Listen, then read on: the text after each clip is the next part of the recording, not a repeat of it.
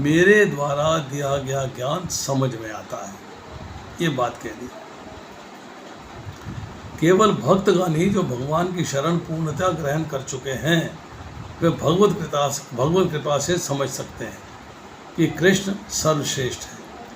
भगवत भक्त निर्विशेष ब्रह्म की परवाह नहीं करते, उन्हें निर्विशेष ब्रह्म के बारे में चिंता नहीं है।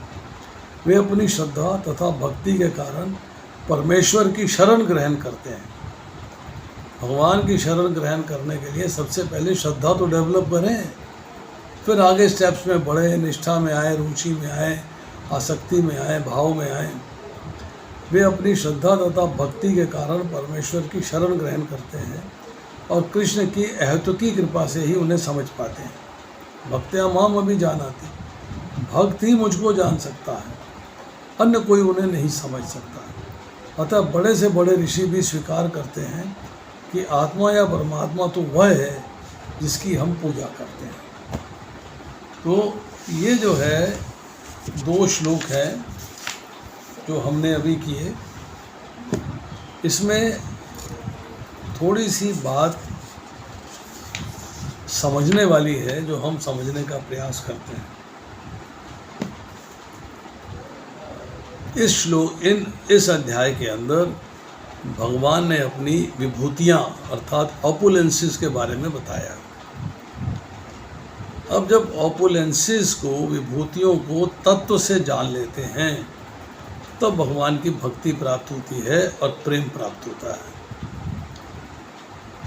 इसलिए भगवान ने बड़ी कृपा करके 7वें अध्याय में 8वें से 12वें श्लोक तक 17 विभूतियों की चर्चा करी और 9वें अध्याय में 16वें से लेके 19वें श्लोक तक 37 विभूतियाँ बताई।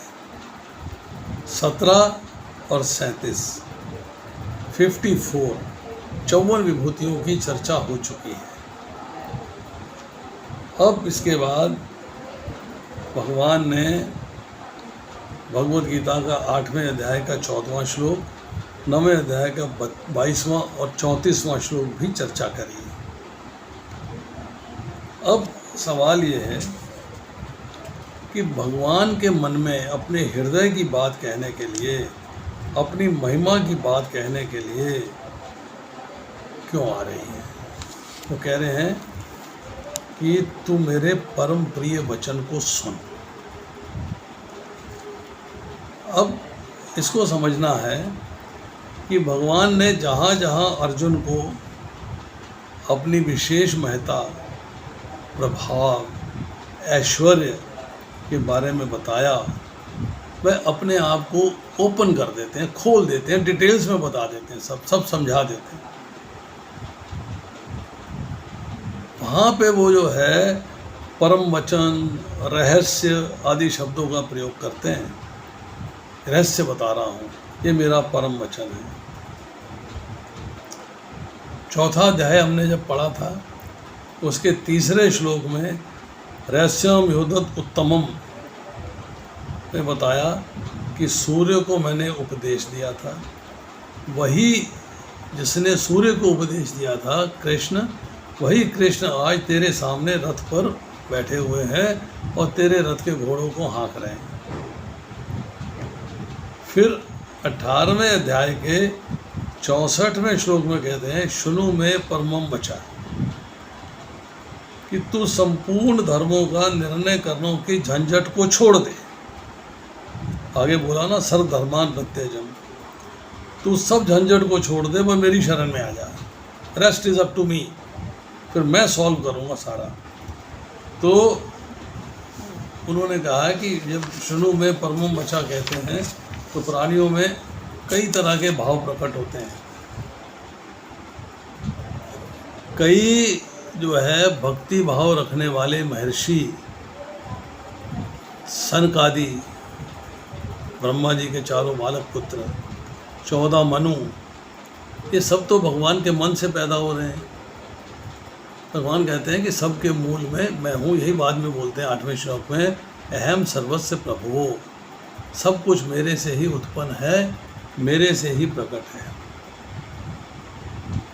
अब 13वें अध्याय में ज्ञान की बात करते हुए और 14वें अध्याय में फिर भगवान ज्ञान की बात करते हैं और उसके लिए कमिटमेंट देते हैं, प्रॉमिस करते हैं, प्रतिज्ञा करते हैं।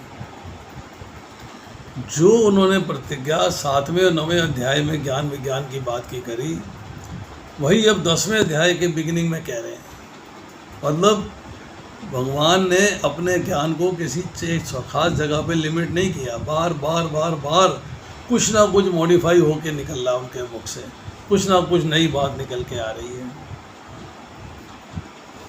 जैसे उन्होंने इस 10वें अध्याय के प्रारंभ में कहा शनु में ब्रह्मम बचा, और 14वें अध्याय में कहा परम भूय प्रवक्ष्यामि ज्ञानानाम ज्ञानम उत्तमम। मतलब ज्ञान मार्ग में समझ की, विवेक विचार की मुख्यता रहती है, बुद्धि का प्रयोग करता है, ज्ञान प्राप्त करने की कोशिश करता है।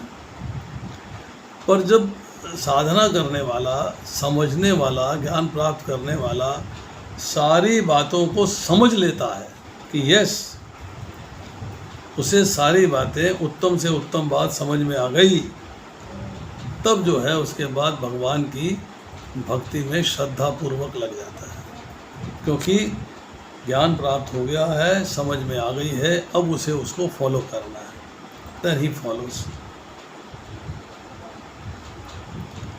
अब आती है हित कामया,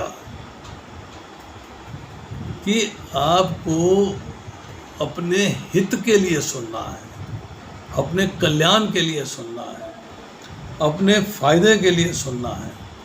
बट कंडीशंस अप्लाई, कि सुनने के लिए जो वक्ता है उसमें श्रद्धा होनी चाहिए और वक्ता में प्रेम होना चाहिए। क्योंकि जब तक आप वक्ता की बात को ध्यान से नहीं सुनेंगे, कैजुअली सुनेंगे, तो आपको बात समझ में नहीं आएगी।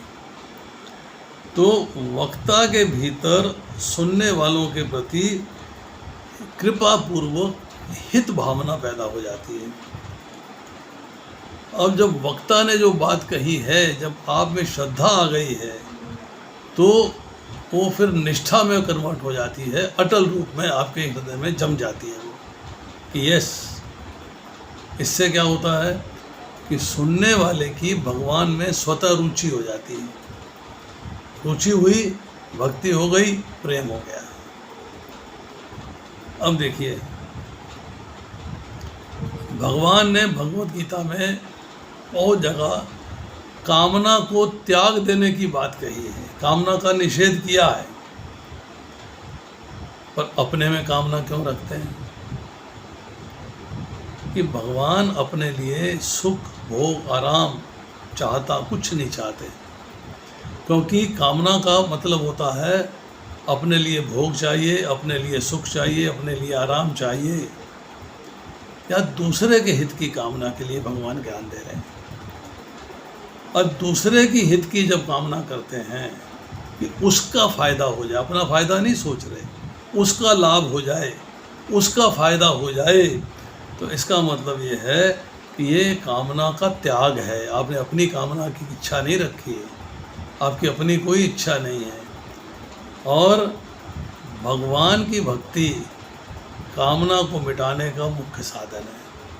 जैसे जैसे आप भक्ति में रमते जाएंगे, आपकी अपनी पर्सनल एंजॉयमेंट की इच्छाएं कम होती चली जाएंगी।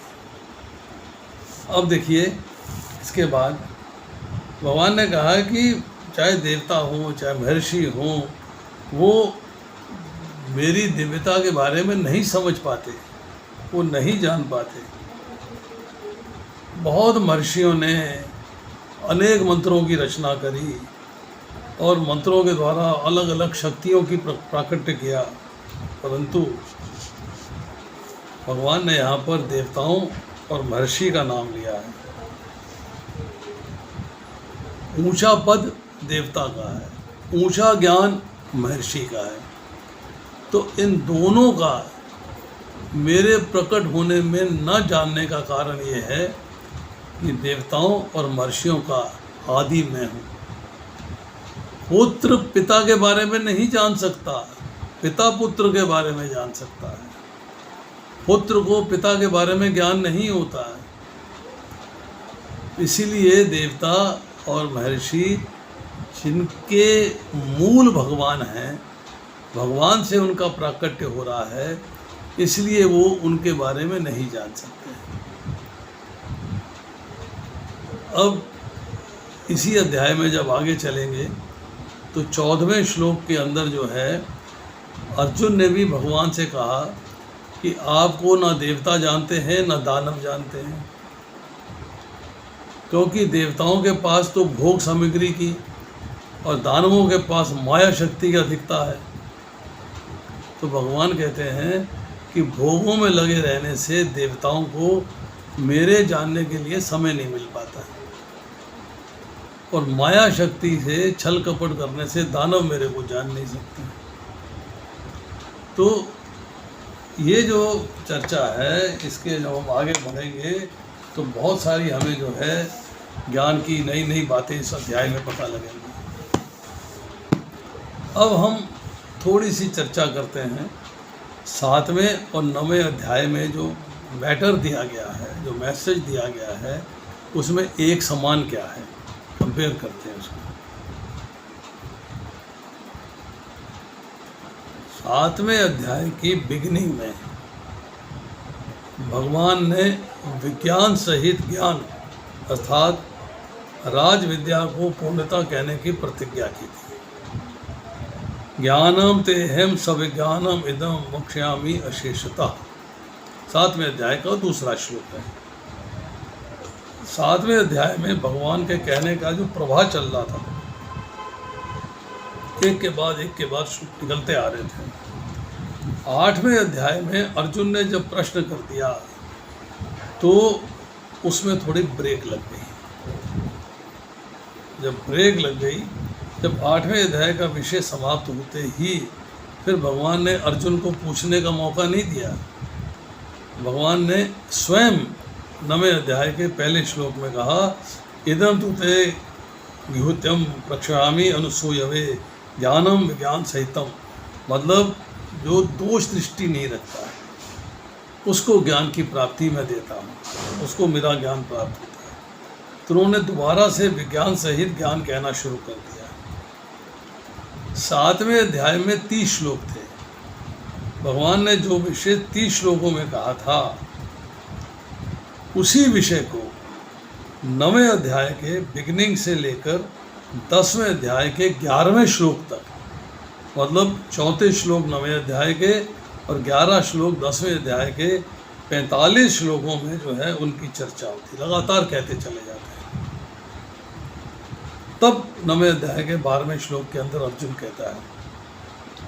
अब यहाँ पर जो है अर्जुन ने फिर भगवान की स्तुति करी है। 12वें श्लोक के अंदर आके भगवान से उसने कहा है 12वें श्लोक में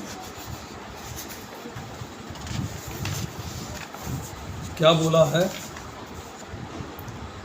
परम ब्रह्म परम धाम पवित्रम परमम भवान पुरुषम शाश्वतम दिव्यम आदि देवम अजम बधू। ये स्तुति कर रहा है भगवान की कि परम ब्रह्म परम धाम महान पवित्र आप ही हैं।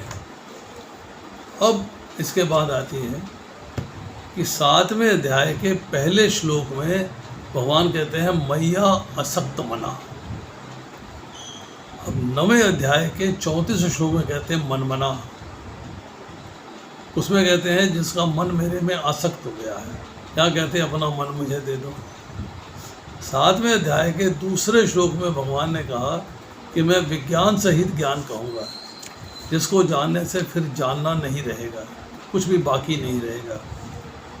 अब यही बात भगवान ने 9वें अध्याय के पहले श्लोक में कही कि मैं विज्ञान सहित ज्ञान कहूँगा, जिसको जानकर तो अशुभ अर्थात इस संसार से मुक्त हो जाएगा। वहाँ कहीं इसके जानने के बाद और कुछ जानने योग्य शेष बचेगा नहीं, और यहाँ कहते हैं कि अब तू अशुभ से इस भौतिक संसार के बंधन से मुक्त हो जाएगा। इसमें समझने वाली बात क्या है कि अगर आपकी मुक्ति हो गई है तब आपको कुछ जानना ही नहीं है, तो सीधा भगवान के धाम चले गए, फिर क्या जानोगे, क्या जानने की ज़रूरत है।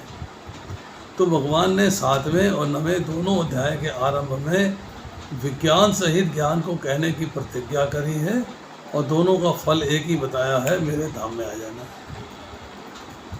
अब 7वें अध्याय के 3 श्लोक में भगवान ने कहा कि हजारों में से कोई एक मनुष्य वास्तविक सिद्धि के लिए यत्न करता है, और जो यत्न करने वालों में से कोई एक मेरे तत्व को जानता है।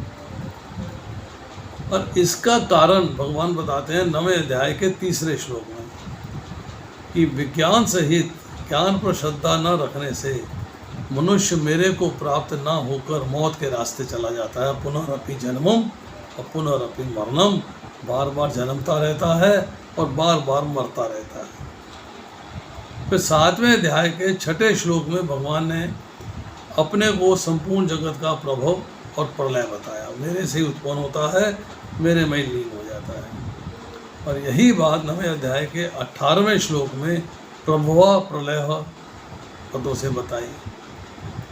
अब कंपेयर करिए, बहुत सारी बातें लगता है ध्यान से पढ़ेंगे तो 7वें अध्याय में और 9वें अध्याय में कॉमन दिखाई देती है। 7वें अध्याय के 10वें श्लोक में भगवान ने अपने को सनातन बीज बताया और 9वें अध्याय के 18वें श्लोक में अपने आप को अव्यय बीज बताया। सनातन मीन्स था, हूँ और रहूँगा। अव्यय मीन्स किसका कभी विनाश नहीं होता है, तब भी रहूँगा। सेम चीज़ है, मीनिंग सेम है। अब 7वें अध्याय के 12वें श्लोक में न त्वम अहम तेषु न मयि, राज विद्या का संक्षेप में वर्णन किया था। और 9वें अध्याय के 4 और 5वें श्लोक में उसी राज विद्या का विस्तार से वर्णन है। 7वें अध्याय के 13वें श्लोक में भगवान ने संपूर्ण प्राणियों को 3 गुणों से मोहित बताया है। ये तीनों गुणों से मोहित हो जाते हैं। और 9वें अध्याय के 8वें श्लोक में संपूर्ण प्राणियों को प्रकृति के परवश बताया है, मतलब मोहित हो जाते हैं। सेम चीज़ फिर बताई जा रही है। 7वें अध्याय के 14वें श्लोक में भगवान ने कहा कि जो मनुष्य मेरे शरण हो जाते हैं वो माया से तर जाते हैं।